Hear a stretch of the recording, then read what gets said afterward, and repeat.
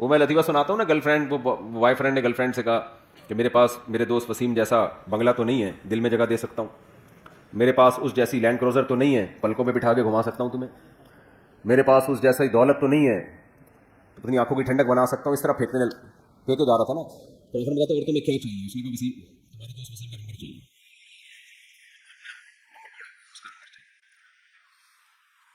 تو سوال پیدا ہوتا ہے سارے کام اس دنیا سے ہوتے ہیں، اس پیسے سے ہوتے ہیں، کیسی بات کر رہے ہیں کہ یہ 2 ٹکے کی اسلام کی نظر میں اس کی ویلیو نہیں ہے. دیکھو ان کاموں کی ویلیو نہیں ہے اسلام کی نظر میں جو اس پیسے سے ہو رہے ہیں. ان کاموں کی ویلیو ہوتی نا تو پیسے کی بھی ویلیو ہوتی. آپ کہہ سکتے ہیں یار ایک طرف آپ 4 شادیوں پہ بیان کر رہے ہو، ایک طرف کہہ رہے ہو کہ پیسے سے شادی ہوتی ہے اور شادی کی ویلیو نہیں ہے بھائی. ایک طرف آپ کہتے ہو کہ کھانا پینا فرض ہے، کھانا آتا کس سے ہے؟ پیسے سے، اور کھانے کی ویلیو نہیں ہے بھائی. کوئی بات ہوئی ہے کرنے کی؟ عجیب تضاد. اصل میں اللہ کی نظر میں نا اس دنیا ہی کی ویلیو نہیں ہے، نہ کھانے کی، نہ شادی کی، نہ بچوں کی، نہ گاڑی کی، نہ بنگلے کی.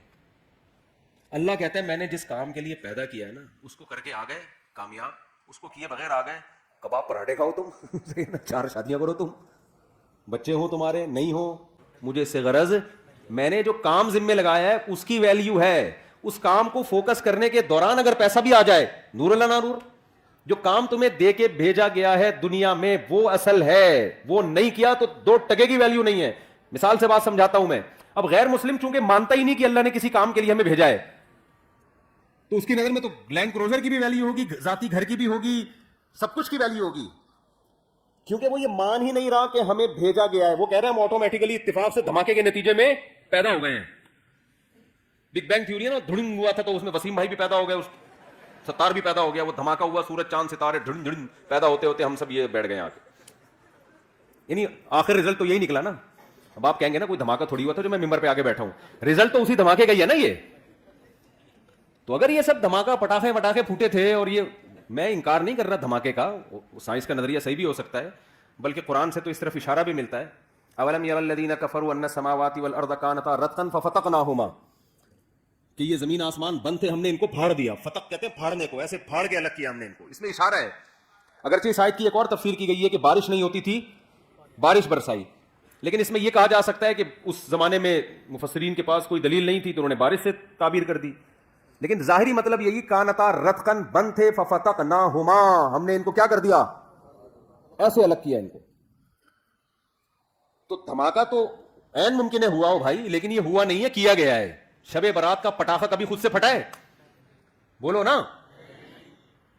آپ کہہ سکتے ہو ایک دن پھٹ گیا تھا خود بخود، وہ خود بخود نہیں پھٹا ہوتا، وہ ہوتا یہ ہے کہ کسی سے غلطی سے بٹن دب جاتا ہے، یا بارود رکھ کے آپ بھول گئے، وہ اتفاق سے ہل گیا. وہ اتفاق نہیں ہوتا، وہ بھی کوئی پیچھے قوت، وہ بارود بنایا گیا ہوتا ہے. اتفاق سے کچھ بھی نہیں ہوتا. اتنے بڑے بڑے کام یار ہم سب بن گئے، مرد اور عورت بن گئے، پھر ان کے ملاپ سے بچے پیدا ہو رہے ہیں، بچہ پیدا ہو کے ماں کی چھاتیوں میں دودھ آ رہا ہے، وہ دھماکے کے نتیجے میں دودھ آ رہا ہے ماں کی چھاتیوں میں. یار کروڑوں اربوں سال میں بھی ایسا نہیں ہو سکتا. بکری کا بچہ پیدا ہوتا ہے، پیدا ہوتے ہی تھنوں کی طرف لپکتا ہے، اس کے دماغ میں سافٹ ویئر آٹومیٹکلی دھماکے کے نتیجے میں انسٹال ہو گئے. بچہ پیدا ہو رہا ہے بکری کا، اسے کچھ نہیں پتا، لیکن اسے پتا مجھے دودھ کہاں ملے گا. یہ میری اماں ہے، مرغی انڈے دے کے اس کے اوپر بیٹھتی ہے، 21 دن تک اس کو گھماتی رہتی ہے تاکہ چاروں طرف سے ٹیمپریچر ملے. ملحد لوگ بولتے ہیں اس دھماکے کا نتیجہ ہے کہ مرغی انڈوں پہ بیٹھ رہی ہے اور اس کو اپنی چونچ سے گھما رہی ہے. ابے یار یہ سافٹ ویئر دماغوں میں انسٹال ہو رہے ہیں یار، پاگلوں والی بات ہے یا نہیں ہے؟ تو غیر مسلم یہ پاگلوں والی بات کرتا ہے.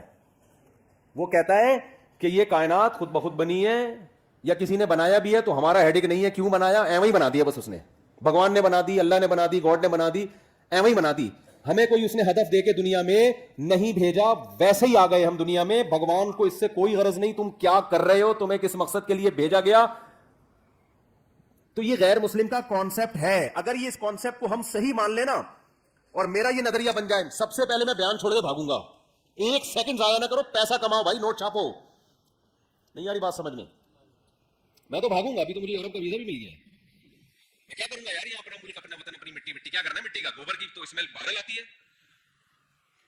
اچھی لگتی ہے گوبر کی اسمیل.